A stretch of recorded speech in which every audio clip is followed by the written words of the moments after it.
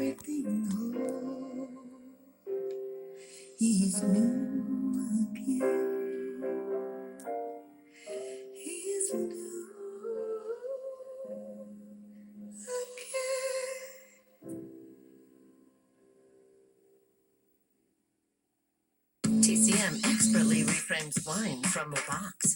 From deeply focused winemakers around the world to exclusive movie bottles delivered to your doorstep, the TCM Wine Club curates each case, pairing incredible wines with great classic movies seen on TCM. Every bottle tells a story. Join now and receive 15 wines, including 3 classic movie wines for one incredible value. Visit TCMWineClub.com or call 1-844-WINE-TCM.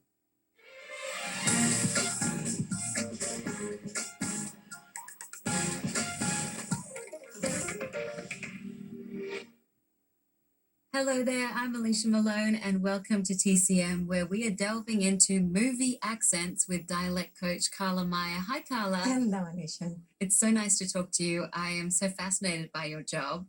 Can you tell us overall what is the role of a dialect coach?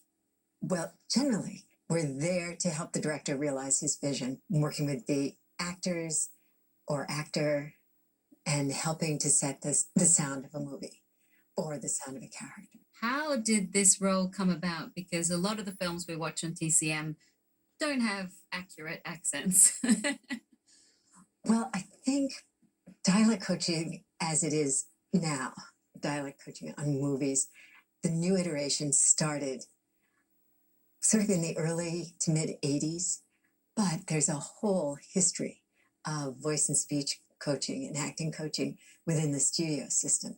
Each studio had its own teacher. A friend of mine is working on doing her doctoral thesis on this because it hasn't fully been written yet, about how they were different. Some were very pro-acting, less technique. Others are very pro-technique, less acting. But they worked developing the actors that were their contract players. But then you had a lot of actors coming in from New York who were theater trained. And they brought a level of training in to add once we had talkies. And really, Meryl Streep changed a lot of things, didn't she, with Sophie's Choice? I always give her the credit for it because she raised the bar for a really strong, accurate level of work. And she was there just on the cusp as she was out of Yale Drama School. Kevin Kline was coming up just out of Juilliard.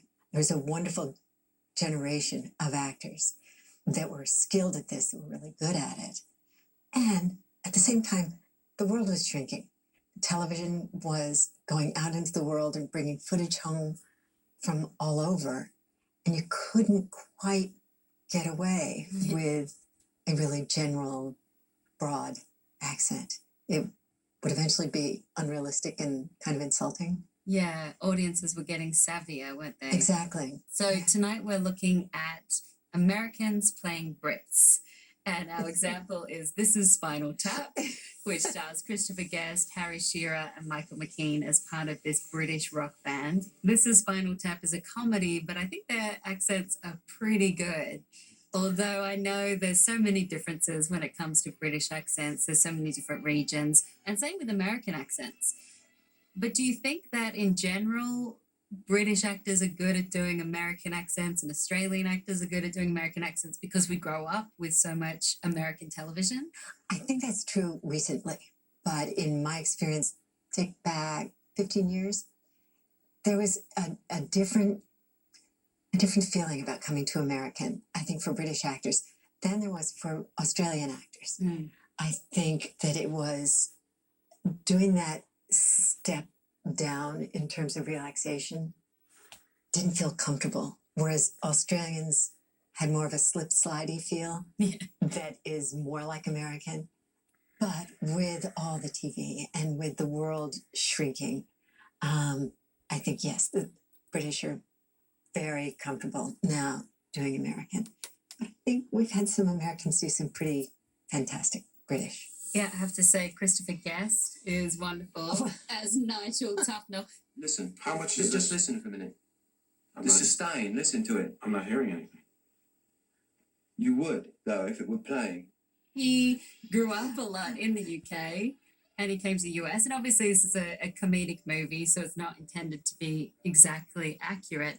But does it help when you have an actor who has been to the region a lot, has family members who are from that place? Yes, if they're comfortable with it. I think it always depends on the actor. I think the accent, I would call it rock star adjacent. They are so brilliant, and the comedy is so served by that level of ridiculousness. It's the kind of movie where if you're a dialect coach, you go, I'm not taking notes on this. They're just having too much fun. It's great. And especially because this movie was improvised, a lot of it. That must be hard for actors when you're not working just on lines, but you have to be able to nail an accent off the top of your head. Yes, and that's so much a part of certain directors' approaches.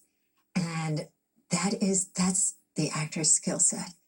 If they're anxious about improvising, that will show whether they're doing a dialect or not. If they're comfortable with it, because we work to have our actors feel as comfortable as they can be. Yes, unless you're so recognizable that everybody will think you're just being totally phony, go to the store and get your groceries in an American accent. Go to the pub, not the English pub, Yeah. not the Irish pub, not the Australian, but go to an American bar and just hang out and try it so that you can play with it and feel comfortable with it.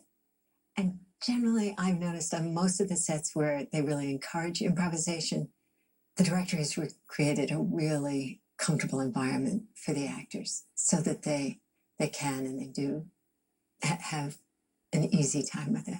Well, Carla, you'll be back with me later tonight to talk about Brits playing Americans. But right now, let's take a look at an example of Americans playing Brits with This is Spinal Tap from 1984.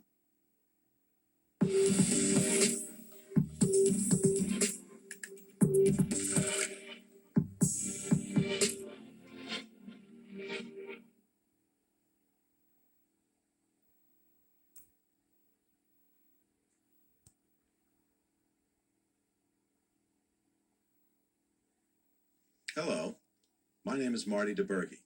I'm a filmmaker. I make a lot of commercials. That little dog that chases the covered wagon underneath the sink, that was mine. In 1966, I went down to Greenwich Village, New York City to a rock club called the Electric Banana. Don't look for it, it's not there anymore. But that night, I heard a band that for me redefined the word rock and roll. I remember being knocked out by their exuberance, their raw power, and their punctuality. That band was Britain's now legendary Spinal Tap.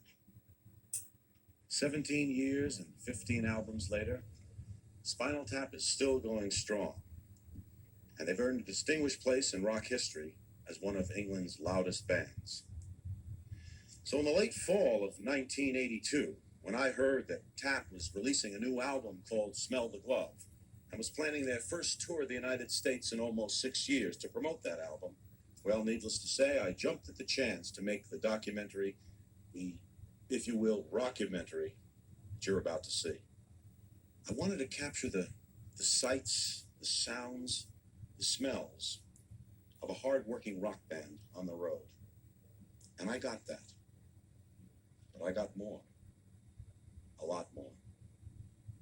But hey, enough of my yakking. What do you say? Let's boogie.